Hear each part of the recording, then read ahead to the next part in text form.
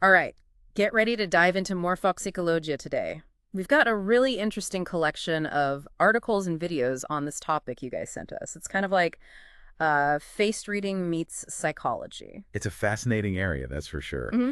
Morphopsicologia takes that old art of physiognomy, judging character by faces, but it gives it this modern scientific spin. It doesn't just judge character from like static features. It's more about understanding how the face reflects, experiences in our inner world. Yeah, it's like our faces are this like living, breathing record of our lives, and we're going to learn how to decode those records. We're going to be exploring theories from pioneers like Lombroso, Corman, and Segot, and we'll be diving into concepts like dilation and retraction, the three facial planes, and even, the symbolic meaning of all the different features. Absolutely.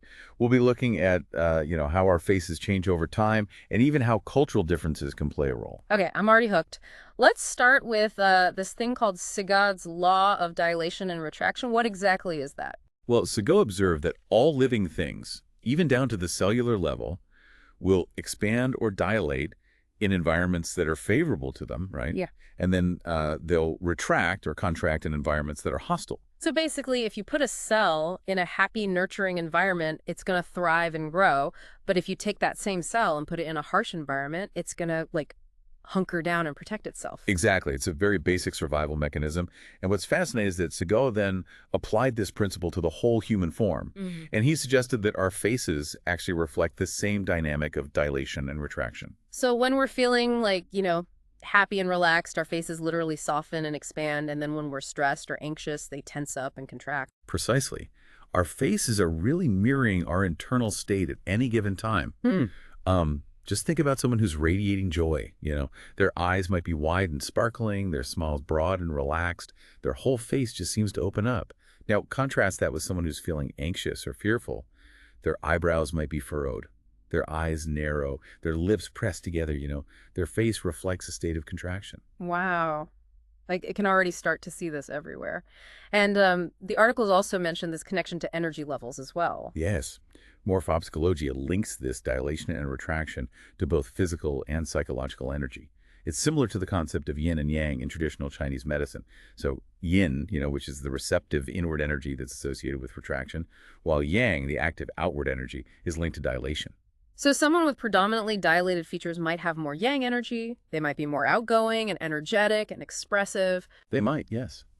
And someone with predominantly retracted features, on the other hand, might have more yin energy. So they might be more introspective, observant, and reserved. But of course, it's never really that simple, is it? I mean, we're all a complex blend of yin and yang, and our faces reflect this dynamic interplay. That makes sense. It's not about putting people in boxes, but, understanding the language of their faces.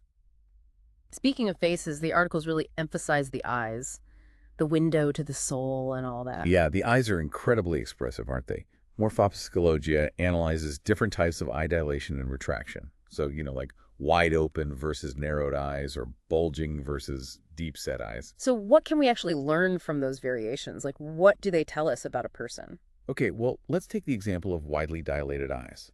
This often suggests a personality that's receptive, curious, and engaging. So someone with this eye type might be a great communicator, someone who really loves to connect with other people and explore, new ideas and things like that. And someone with narrowed or like retracted eyes, I'm picturing like a detective, Yeah. carefully observing every little detail. Their eyes are like lasers. You're spot on. Someone with retracted eyes might be more introspective, observant, detail-oriented.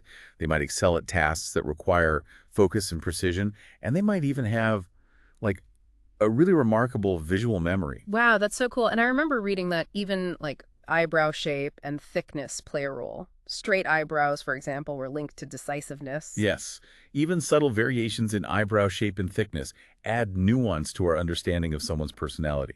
For example, one of the studies you sent, a study on facial expressions, suggested that people with straight eyebrows tend to make decisions quickly and efficiently, while those with like arched eyebrows might take a more considered, analytical approach. So even our eyebrows have a story to tell. And what about cultural differences in eye shape? Does Morphopsicologia like take that into account at all? Absolutely. Yeah. In fact, one of the articles explored how cultural differences in eye shape can offer clues about a group's, dominant communication style or even their approach to the world. For instance, some cultures with wider, more almond-shaped eyes tend to be more expressive and emotionally open in their communication style, while cultures with narrower eyes might be more, reserved and subtle in their expressions. That's fascinating. It's like each culture has its own unique facial language. Okay, moving on from the eyes, let's talk about the nose. I read that it's considered the interface of effective communication, which sounds pretty complex. It does sound complicated, doesn't it? But basically what it means is that the nose, and especially the nostrils, are very closely linked to our emotional expression. Oh, okay. So, like how we breathe, how our nostrils flare or constrict, all of that can give us clues about how someone is feeling. Exactly. And Morfopsicologia suggests that retracted nostrils, those that are kind of narrow or pinched, might indicate a tendency to hold back emotions or maybe a preference for like emotional control. So, someone with like wide open nostrils might be more emotionally expressive and spontaneous, while someone with, narrow, constricted nostrils might be more guarded and reserved. That's a possible interpretation, yes. And it gets even more interesting when you consider the link between breathing and emotions. Just think about what happens when you're anxious or afraid. Your breath becomes shallow and rapid, and your nostrils might flare. Right. It's like our bodies are hardwired to express our emotions, even through, the most subtle of facial cues. Exactly. And one of your sources even mentioned the case of adenoid hypertrophy in children and how Morphopsicologia links that to the mother's anxiety during pregnancy. Hmm. Enlarged adenoids can obstruct breathing, which then creates a state of retraction, right? And this physical retraction may actually mirror a kind of emotional retraction that the child unconsciously picks up on from the mother. Wow, that's pretty mind-blowing. It makes you realize how interconnected we are, even from the very beginning. It also makes me wonder about, like, the long-term impact of that early experience on a child's development. It's a fascinating area for further exploration. And it highlights how Morphopsicologia encourages us to consider these connections throughout our lives.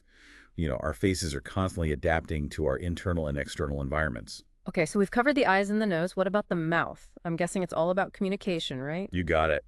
The mouth is labeled as the receptor of communication in Morphopsicologia.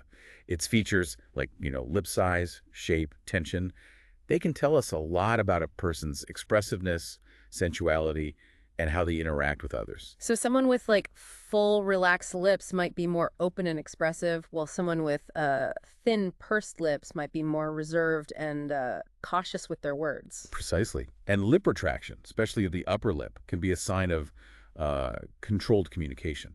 Think Okay. about it. If someone has experienced situations where, open expression wasn't safe or encouraged, they might unconsciously develop this habit of holding back their words. It's like they're putting this invisible filter on their words, carefully choosing what to reveal and what to keep hidden. Exactly.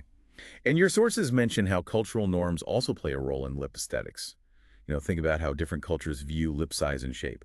The mouth is a focal point for nonverbal communication, so it's often subject to cultural pressures and beauty standards. Right. It's like our faces are a reflection of both our individual journeys and the cultural tapestry we're woven into.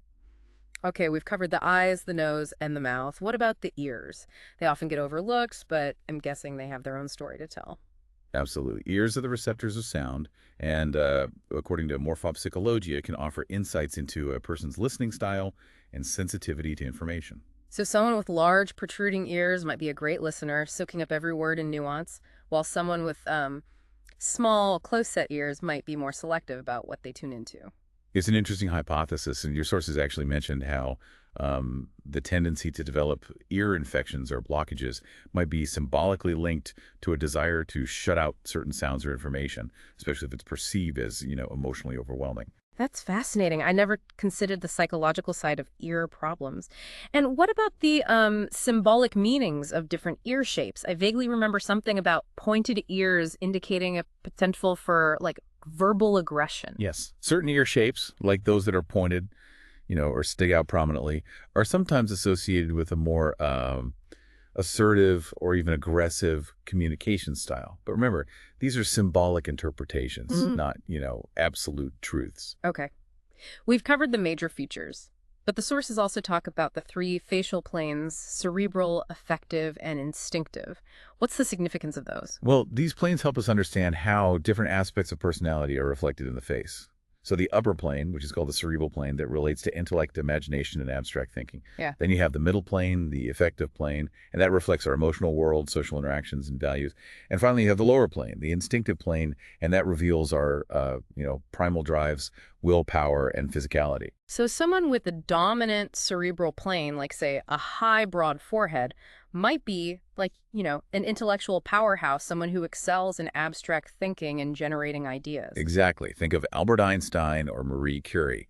Their upper facial planes were highly developed, reflecting their, profound intellectual gifts. And someone with a dominant affective plane, like prominent cheekbones and a strong nose, might be incredibly empathetic, compassionate, and skilled at connecting with others.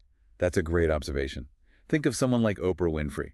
Her warm, engaging personality and her ability to connect with people on such a deep emotional level, that's all reflected in her prominent affective plane. Okay, what about the instinctive plane? I'm picturing someone with a strong jawline and a determined set to their mouth, maybe an athlete or an entrepreneur. You're visualizing it perfectly. The instinctive plane is about action, drive, willpower. Someone with this dominant plane might be highly motivated, goal-oriented, and just have a strong physical presence. It's like they're radiating energy and determination, ready to, take on any challenge. Exactly. But it's important to remember that we're all a blend of these three forces, the cerebral, the affective, and the instinctive. So it's not about fitting neatly into one category, but about understanding the interplay between these different aspects of our personalities. And speaking of interplay, the sources also mention the importance of analyzing a person's profile, something about straight versus protruding profiles. Yes. The profile can reveal a lot about a person's dynamism and their approach to life. So a straight profile might suggest a more cautious, measured personality, while a protruding profile, one that kind of juts forward from the forehead to the chin, often indicates a more dynamic, risk-taking individual. So a protruding profile might be a sign of someone who embraces like change and challenges. It could be, yes. They might be the type of person who's always pushing boundaries, seeking new adventures, and, not afraid to take the lead. It's incredible how much we can learn from simply observing the shape and features of a face. It is. And remember, Morfopsicologia is not about, judging or stereotyping people. It's about understanding the language of the face, appreciating the subtle ways that our personalities and experiences are kind of etched into our features. It's about seeing each other with, fresh eyes, recognizing the stories our faces tell.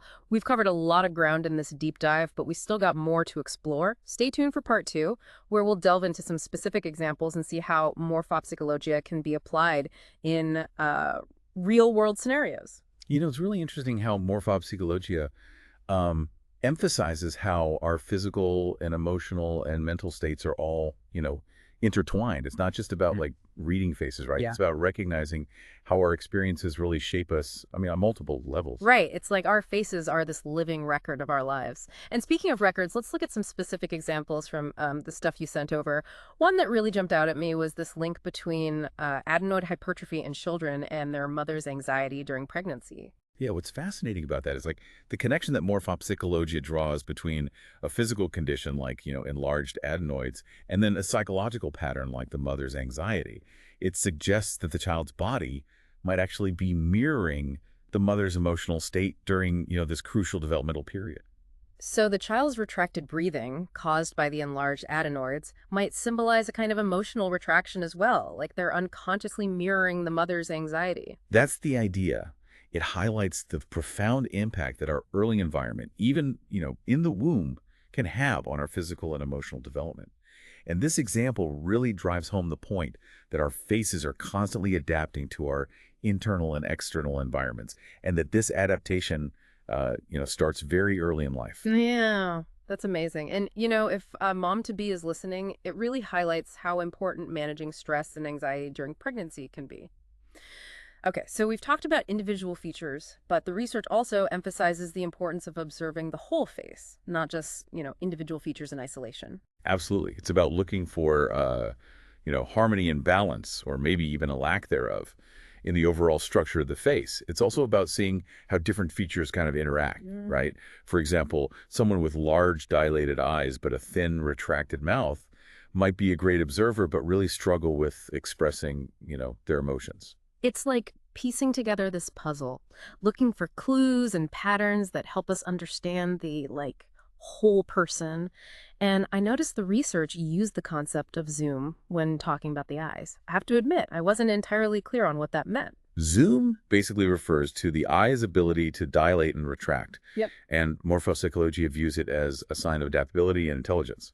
So someone with like a good zoom can easily shift their focus, taking in the big picture one moment and then, zeroing in on like details the next. Think of it like a camera lens. Being able to zoom in and out just gives you a much more complete and nuanced view of the world. That's a great analogy. It makes perfect sense. If we're stuck in one mode, either constantly dilated or constantly retracted, we're really limiting our ability to perceive and respond to, the world around us. Precisely. It's about finding that sweet spot, that balance between openness and discernment.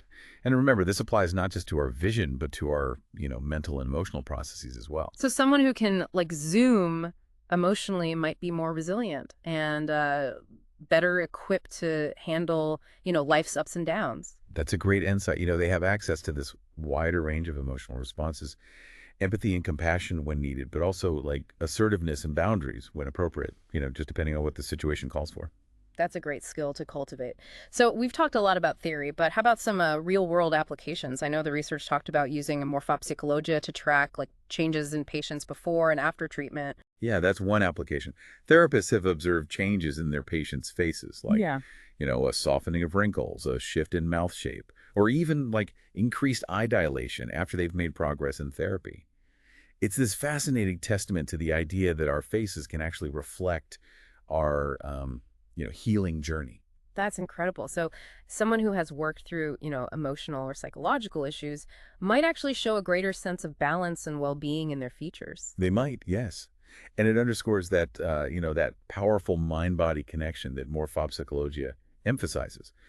Our faces are not just like these static masks, Yeah. they're living, breathing expressions of our internal state. It makes you wonder what our own faces are revealing about us. Are we projecting the energy and emotions we want to embody in the world? That's the question, isn't it? Yeah. Morphopsychology can be a tool for self-awareness. It can help us understand our own patterns and tendencies, and maybe even make conscious choices about how we present ourselves to the world. It's like having a mirror, not just for our physical appearance, but for our inner landscape as well. I'm also curious about the example of politicians and how they tend to have retracted lips. Yeah. Morphopsychologia suggests that lip retraction in public figures, particularly politicians, might be a sign of like controlled communication. Politicians are often in situations where they have to very carefully weigh their words and they choose diplomacy over spontaneity, right? So their retracted lips might reflect this need for restraint, a way of protecting themselves in a world where, every utterance is scrutinized. So it's not necessarily that they're being dishonest, but rather that they're operating in an environment that demands a really high degree of caution and self-control. Exactly. And think about the implications for other professions as well. Yeah. Anyone in a high stakes job that requires very careful communication, like lawyers, negotiators, or even therapists, they might exhibit similar lip retraction. It's this fascinating example of how morphopsychologia can shed light on the subtle ways that our professions and social roles can actually shape our facial expressions. You mentioned earlier that Morphopsicologia takes cultural differences into account. I'm curious to hear a little bit more about that. Yeah, what's fascinating is how morphopsychologia acknowledges that certain features, like, eye shape or nose structure, they can vary significantly across different ethnic groups. Mhm. And these variations can sometimes be linked to, like, cultural values or communication styles or even environmental adaptations. So, for example, a culture that values direct communication might have more individuals with dilated eyes, while a culture that emphasizes emotional restraint might have more individuals with retracted features. That's one interpretation, yeah. It's a reminder that our faces are shaped by both nature and nurture, reflecting both our, individual genetics and the cultural tapestry we're woven into. And by understanding these cultural nuances, we can approach our interactions with greater sensitivity and awareness. It's like expanding our, vocabulary of human expression, learning to read the subtle cues and patterns that make each face unique and fascinating. It is. And remember, morphopsychology is not about, judging or stereotyping people based on their features. It's about appreciating that incredible diversity of human expression and recognizing the stories that our faces tell. Each face is this work of art, this masterpiece in progress, shaped by both the joys and the challenges we encounter, throughout our lives.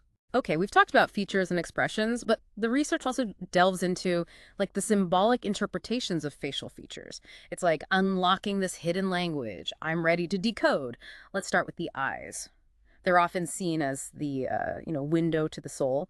But what else can we learn from their symbolic meanings? It's important to remember that, symbolic interpretations, they should be viewed as insights, not like absolute truths, right? Yeah. But with that said, Morfopsicologia often associates dilated eyes with openness, curiosity, and a desire to connect with the world. They can symbolize this receptive mind, eager to take in new experiences and information. It's like that sense of wonder and excitement that you see in a child's eyes as they're like discovering the world for the first time, you know? Exactly. Yeah. Now, on the other hand, you have retracted eyes, those that are, narrowed or deep set. And these can symbolize a more inward focus, a preference for like observation and contemplation. They might suggest a strong visual memory, a keen attention to detail, or even, a certain level of emotional guardedness. It's like they're filtering the world through this more selective lens, taking in what resonates with them and shutting out the rest. That's a great way to put it. And again, it's important to remember that neither dilation nor retraction is like inherently good or bad, right? It's about recognizing the different ways we all process information and interact with the world. Okay, that makes sense. So dilated eyes, more spontaneous, outgoing, retracted eyes, Yeah. more thoughtful, reserved. Got it. Now, what about the nose? The nose, and especially the nostrils, are very closely linked to our breath, which is, essential for life. In Morfopsicologia, dilated nostrils, those that are wide and open, are often seen as a symbol of like engagement with life. They suggest a certain, fearlessness and a capacity for like really deep emotional experience. And retracted nostrils, I'm guessing they might symbolize a more cautious approach to life and emotions? You're on the right track.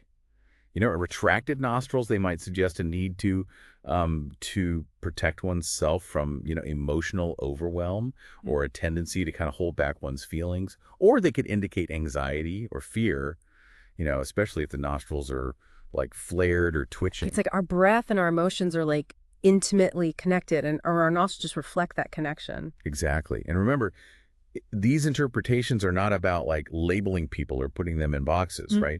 They're about recognizing those subtle ways our emotions manifest in our, physical form. Okay.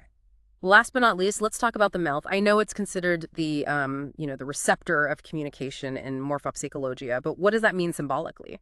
Well, the mouth is our primary tool for verbal communication, so its shape and features can reveal a lot about how we express ourselves and, interact with others. So full, relaxed lips, for example, Yeah. they can symbolize openness, generosity, and a willingness to share one's thoughts and feelings freely. And thin or retracted lips, are they a sign that someone is like holding back? That's a common interpretation, yeah. They might suggest a need to carefully weigh one's words or a tendency to, kind of hold back one's true thoughts and feelings. They can also symbolize skepticism or distrust, especially if the lips are like pursed or downturned.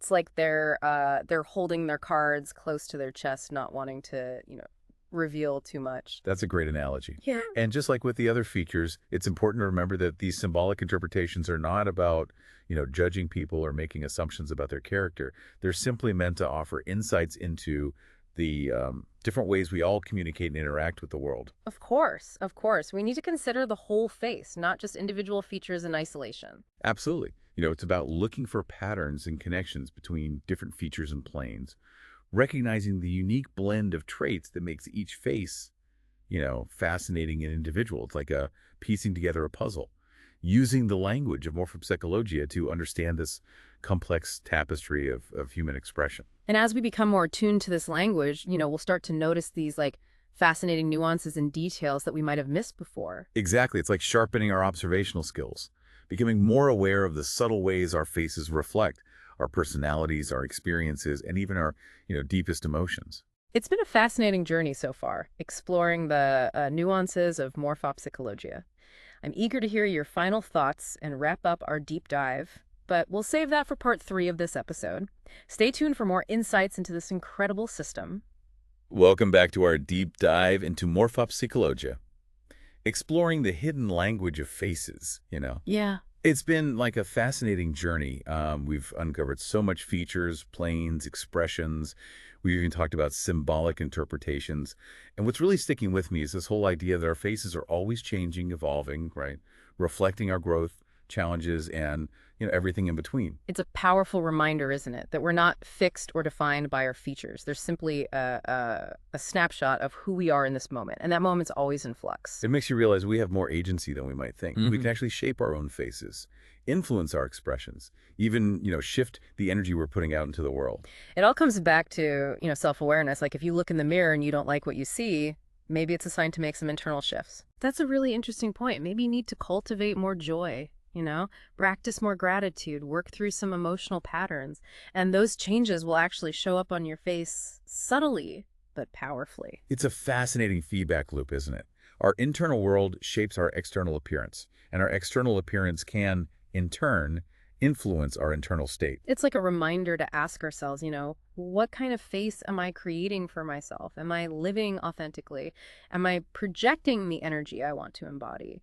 Morfopsicologia really gives us this whole new lens, this whole new way to view ourselves and, the world around us. It does. It invites us to consider the practical applications of this knowledge. How can we use this understanding of faces to enhance our communication, build stronger relationships, just navigate the world with more awareness? Okay, let's get practical. Right. How can we actually use Morfopsicologia in, our everyday lives?